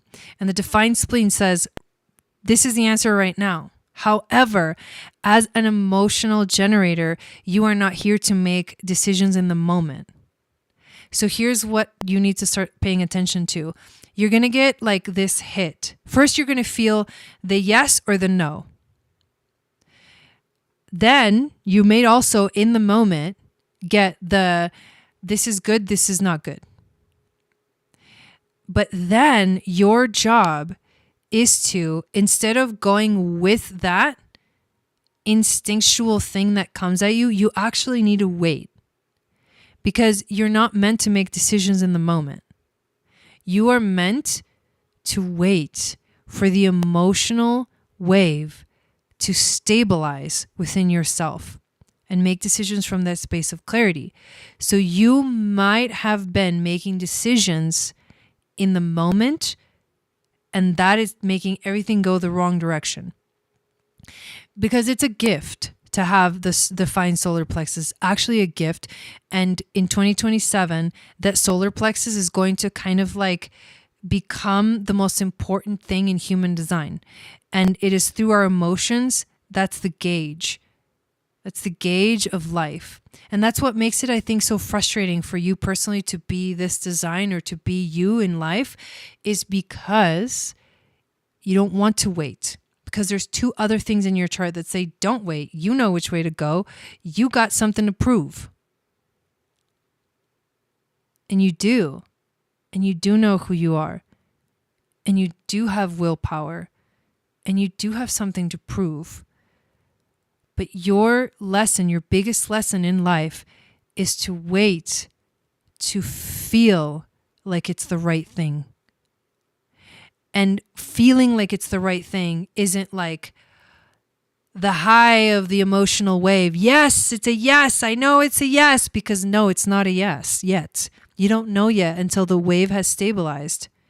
It's not the no, because I feel like no, this is the low frequency of the emotional wave. That's not the answer either. So you can't make decisions from the high and you can't make decisions from the low, which is like, dude, what am I supposed to do then? You're supposed to wait until you come to a place of stability, and from that place of stability, then you know what choice to make. But that's going to be the biggest lesson for you, period, in your life. The channel, I'm looking at that one channel that is defined, or in your solar plexus, is the 37 to the 40. And it's a tribal energy. The 37th gate is the gate of friendship and family. That's why family is so important to you. The 40th gate is the gate of aloneness and deliverance. And that channel that it connects is the channel of community. Part of this desire for you to be in community is unconscious, and part of it is conscious for you. There's an aspect of yourself that you don't quite know is there, but it's there. It's not like you have to become conscious of it. It automatically does its own thing. But there's a part of you that desires to like be connected with a group and be part of a tribe. But being a part of this tribe, right, as a generator means that does this group of people that you are surround yourself with, do they actually give you satisfaction and joy? And it's not like other people have to give you the satisfaction and joy, but unless you are feeling satisfaction and joy, it's going to be like no matter who you're around, whether you feel like it's your tribe or not, it won't feel right. Yeah, wait to feel like it's the right thing. I feel like life is passing me by. You have to pay attention to the subtleties. To the subtleties. Because I think right now you have this like really big idea of what it is. And it's almost like at this point you may have fallen for the pressure from the outside world to like do something. There's pressure and you're like feeling everyone else's pressure around you, and you need to learn to stop feeling everyone else's pressure, because on a natural state for you, having an undefined root means that you're naturally not supposed to be a stressed out person. You're naturally supposed to be like chill and feel no pressure. You're like, right. It's true. Your natural state is to not be stressed. That's going to get in the way of you understanding your intuition. Because everyone else's stress, or you learn to stress yourself out constantly, you're not self. Meaning you're not in your design. You're not in your flow. You're not in your natural rhythm. So that's getting in the way. Also, trying to figure things out mentally through the mind it's not your design. Fix myself, my life, and family. I am totally stressing. It's not about fixing. It's about peeling the layers of who you are not. Because when you're in the flow, it's not like, oh, it's going to be this or it's going to be that. And this is the right way to do it. It's learning to be in the flow. So you have to start with little steps. So like, where did you learn to pressure yourself? Where did you learn to stress yourself out? Who said life is stressful? It's not for you. It's not supposed to be. I understand this really well because I have an undefined root too. And it can be very uncomfortable because I push myself sometimes, and it's like, that's not what you're supposed to be doing. Don't push yourself. Wait, right? She needs Abraham. Right. Wait. And relax into the waiting. There's nothing stressful about relaxing into the waiting because it's your freaking strategy. Ride the emotional wave and only make decisions from a place of stability. If right now maybe you only have little bits and pieces of stability, well then focus on those little moments. Don't focus on the moments when you're on the high or when you're on the low.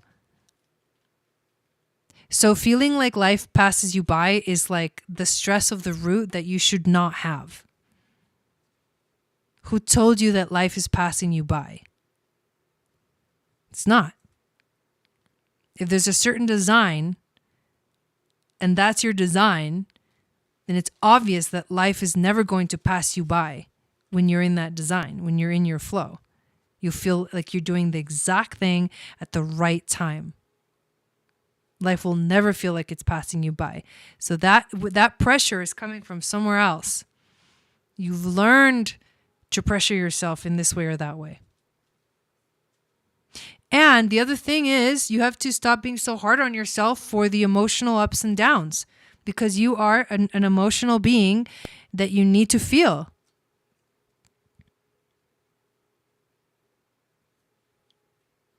And that's really important, is to stop being hard on yourself because you're an emotional being. There is nothing wrong with you feeling good and then feeling like shit and then coming back to neutral and then feeling good again and then feeling like shit and then coming back to neutral, because that's a natural flow. You just need to learn to work with that system. It's like changing the way that you see yourself.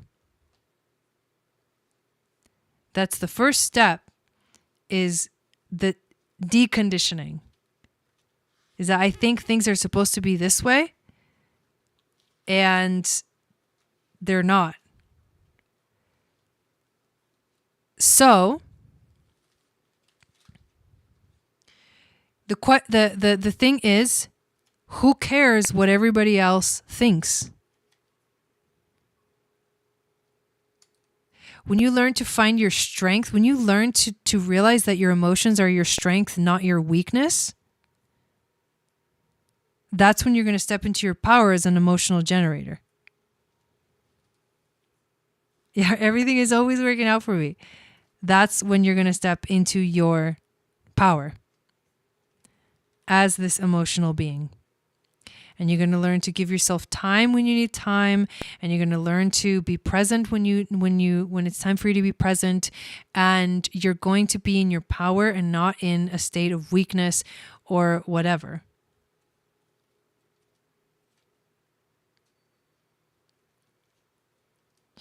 Also, if you get stuck in a certain part, right, of the wave, and you never get out, that's also not being in your true self.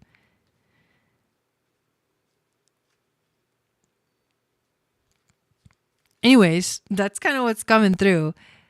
And then you also, it did say left cross, right? Yeah, left angle. So this means that life is just naturally resolution of karma for you. It's naturally karmic, and it is important for you to learn to live in your design, because you have a lot of work to do. You have a lot of work to do in this life. You have a lot of things to resolve and to figure out. And whatever you're dealing with especially your family, they're so close to you, and you have this tribal circuit energy in your chart. It's like a huge learning opportunity for you. Karmic healing for you. And also that really sucks, that your family says you're weak, because that's not support. That's definitely not supportive of, but it does. It starts with you. It starts with changing the way that you feel about yourself. Somewhere in there, you got to find your self-esteem. Somewhere in there, you got to find your self-esteem. That's what this is really about. All right. Wow, we went on for a long time for that one. But I hope that it brought you some kind of insight. And I love Dawn, little bits of wisdom that you're throwing in there. Trust, new mantra. Everything is always working out for me. Yeah, what other people think of you is none of your business. Even if they're thinking about you, nobody knows you as well as you do. I agree with that. All right. So, I think we may be complete for the evening. Yes, it's time. So thank you guys all so much for being here. I hope that everyone got something out of their reading. I really appreciate it. And I will be back on Sunday for our new moon in Virgo ceremony. Really excited for that. And yes, if you came here late, then the announcement that I made today was that Aquarian Astrology Module 7 is now, has been scheduled. We're going to be doing it on September 29th at 5 p.m. Pacific, and you can now sign up for it on the course webpage. If you have an account already, log into your account, and then you can purchase it after logging in. But we're going to talk all about Jupiter and everything that Jupiter has to do, means and signifies in astrology. Thank you guys all so much. Have a beautiful weekend, and I will see you again on Sunday.